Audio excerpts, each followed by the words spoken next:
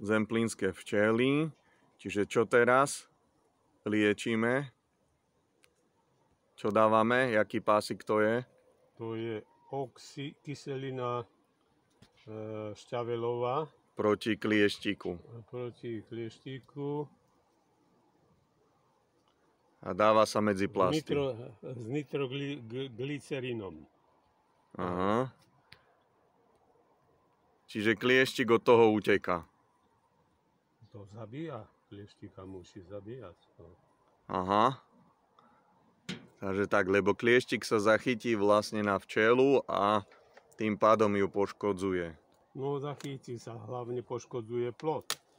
Aha. Nie tak včelu, jak plod. Takže tak. Čiže teraz trošku dymu. Môžeš. Čiže oni vlastne teraz reagujú, že ako keby požiar v lese, takže sa stiahnu. A idú sa na papka. Áno, idú sa napiť medu.